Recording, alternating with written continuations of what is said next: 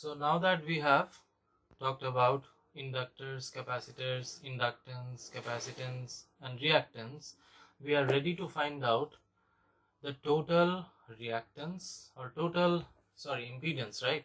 Total impedance. Um, Maybe I have said one thing wrong in my previous lecture, that is impedance, right? Uh, I'm not that sure. I will go and then review, but for the time being, let's focus on this topic. We are concerned about series configuration. What happens when some I shouldn't say resistors, inductors, and capacitors.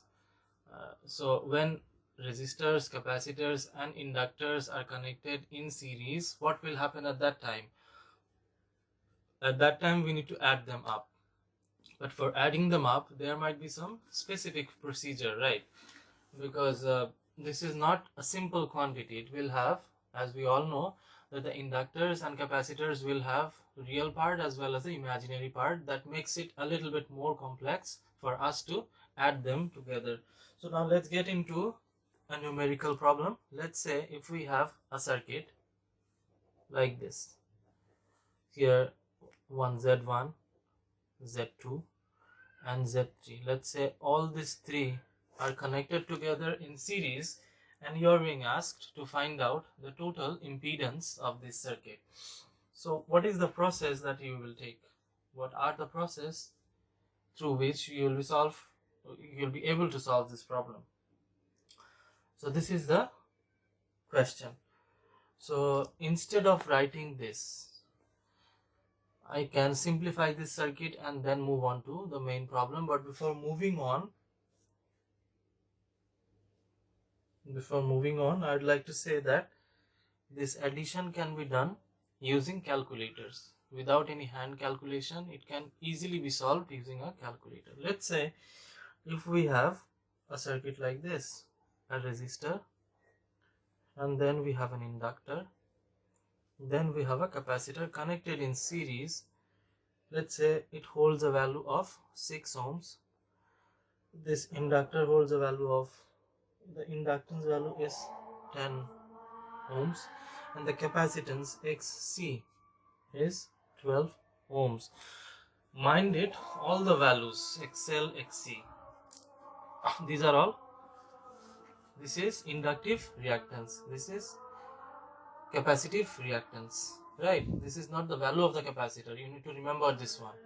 Let me be very frank with you. You need to observe this one very carefully, whether XL is given or L is given. In this case also, you need to observe very carefully whether C is given or XC is given. C is the value of the capacitor, XC is the capacitance, or the, you can say, capacitive reactance, right? So after putting all these three in series, the next step is to add them up, right? We need to add them up, and the impedance, total impedance, should be denoted with ZT. This should be denoted with ZR. This one for inductor should be denoted with ZL, right? And this can be denoted with ZC. So instead of writing ZR, ZL and ZC, you could have also written Z1 plus Z2 plus Z3. It's totally up to you. Both of them are correct, but for my convenience, I try to write this in this manner. Okay then. So what about this one? The R value is 6, right? So 6, resistor doesn't have any phase angles, so it can be written as 6 along with an angle of 0 degrees. What about this one? XL, it holds a value of 10. Fine. But what about the angle? If you watch the previous video on inductive reactance, you will get to know that this value, impedance value, due to inductive reactance, should be holding a phase angle of 90 degrees. For convenience, I would suggest you to remember this one. It will always be having a phase angle of 90 degrees. Whenever you see an inductor, XL should always be holding a value of 90 degrees. So remember this one, or memorize this one, whatever you call it. Then XC, write down this XC value as it is. We have 12. What about angle? Angle should be minus 90 degree. If you are confused why I have written down minus 90 degrees, please go back and check my last video. In that one I have talked about this sign. So now there comes a question. So some people get confused how to add these three things up. So these are actually very elementary things that were taught in your intermediate level.